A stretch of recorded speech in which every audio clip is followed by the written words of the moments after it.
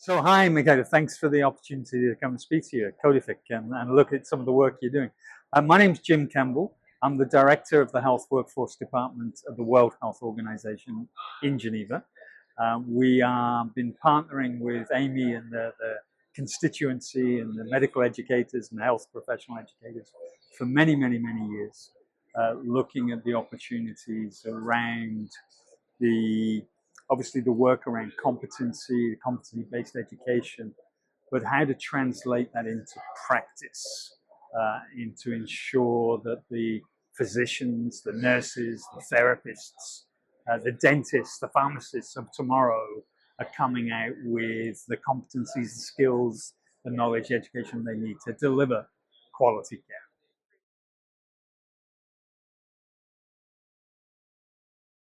So absolutely, it was a privilege and a pleasure to be invited to give the inaugural Ronald Harden lecture to yesterday's plenary.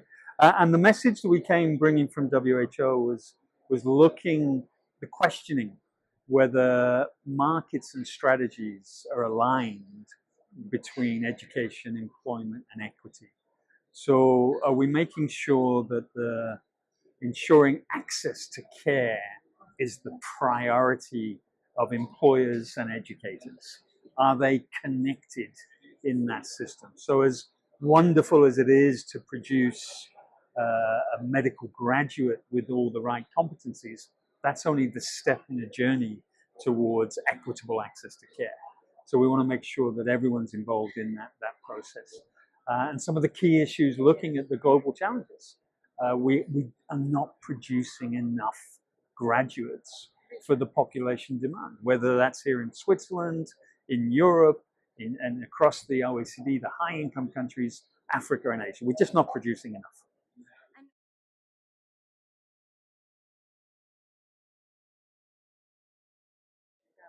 Absolutely. We've just, a few years ago, Michaela, we produced the WHO guidance on what are the essential competencies that every health and care worker will need to deliver universal health coverage.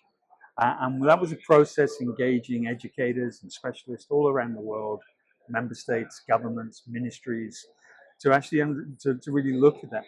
And we came out with a competency framework of which communication is one of the 6 areas that WHO recommends. Every health and care worker must have that core competence. And then within that framing, then about 4 key activities. So to be able to communicate effectively, to be able to communicate with empathy, to be able to communicate with the patients irrespective of their ethnicity, their age, their sex, in terms of this person-centered approach to try and break some of the negative stereotypes around a hierarchy between the physician, the nurse, and the person themselves. So absolutely, WHO's evidence, WHO's guidelines, every health and care worker should have communication competence.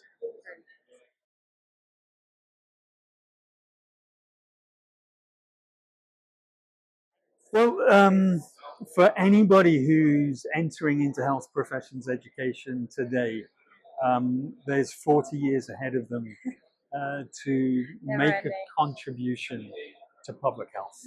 I think it is one of the most enriching professions in the world. If you can make a contribution to somebody's individual health, to a family's health, to a neighborhood health, to population health, you know, it's a calling. And just to hold dear, there's lots of opportunity within that career pathway to hold dear the principles of how to serve the patient. And just to say that indeed, thank you, to thank people who come into public service to serve the populations and the health that they need. Thank you so much for your time. Thank you, Michaela. I know you're very busy over the next few days.